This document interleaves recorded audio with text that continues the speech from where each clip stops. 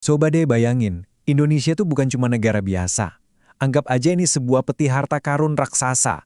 Isinya, wah kekayaan alam yang bener-bener nggak ada duanya. Dari puncak gunung sampai ke dasar laut paling dalam. Nah, kali ini kita bakal buka peti harta karun ini bareng-bareng. Kita akan bedah isinya, mulai dari sebut saja permata hijau dari hutan-hutan kita yang lebat, sampai ke permata biru yang tersembunyi di lautan kita yang luas. Yuk, kita mulai petualangannya. Oke, tapi sebelum kita bongkar semua isinya, kita perlu kuncinya dulu dong. Dan kuncinya itu, ya pemahaman. Kita harus ngerti dulu sebenarnya harta karun ini tuh isinya apa aja sih? Jawabannya sebenarnya simple, sumber daya alam, atau biasa kita singkat SDA. Gampangnya gini, SDA itu ya semua yang asalnya dari alam dan bisa kita pakai buat kebutuhan hidup. Mulai dari udara yang kita hirup, air yang kita minum, sampai emas yang ada di perut bumi. Itu semua bagian dari harta karun kita. Dan harta karun ini macam-macam banget loh. Ada yang bisa diperbarui, artinya bisa pulih lagi, kayak tumbuhan atau hewan. Tapi ada juga yang nggak bisa diperbarui. Sekali kita ambil, ya udah habis. Contohnya, batu bara, emas. Nah, kita juga bisa bedain berdasarkan asalnya. Ada yang dari makhluk hidup atau biotik, ada juga yang dari benda mati atau abiotik, kayak tanah dan air. Begitu kita petain kayak gini, jadi kebayangkan betapa kaya dan beragamnya isi peti harta karun Indonesia ini. Oke, sekarang kita buka kompartemen pertama dari peti ini. Kita intip dulu, permata hijaunya Indonesia. Apa itu? Tentu saja hutan kita yang luar biasa. Emang seberapa luas sih hutan kita? Coba bayangin angka ini, 99,6 juta hektar. Gede banget kan? Biar kebayang, luas segitu tuh lebih dari setengah total daratan Indonesia loh.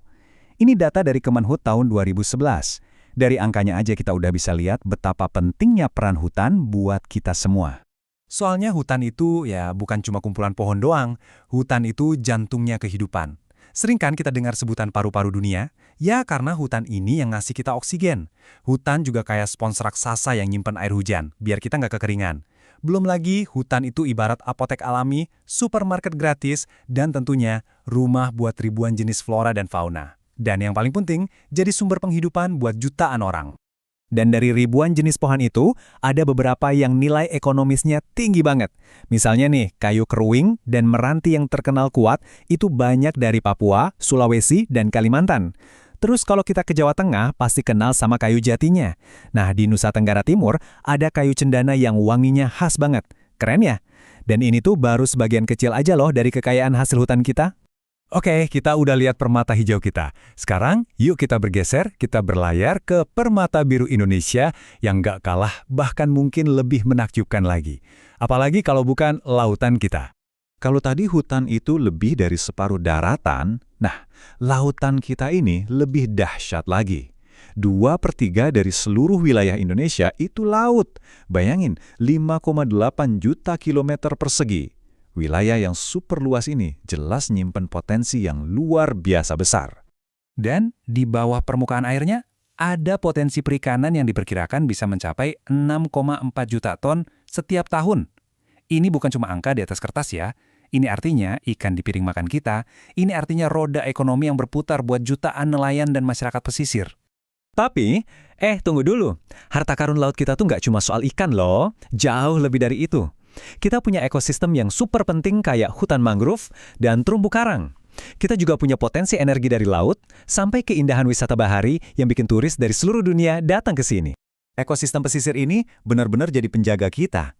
Hutan mangrove itu kayak benteng alami yang ngelindungin pantai dari abrasi. Dan ini yang paling keren. Ternyata, laut Indonesia itu rumah bagi 18% dari total terumbu karang di seluruh dunia. Gila kan? Artinya apa? Artinya, kesehatan laut di planet ini sebagian besar ada di tangan kita.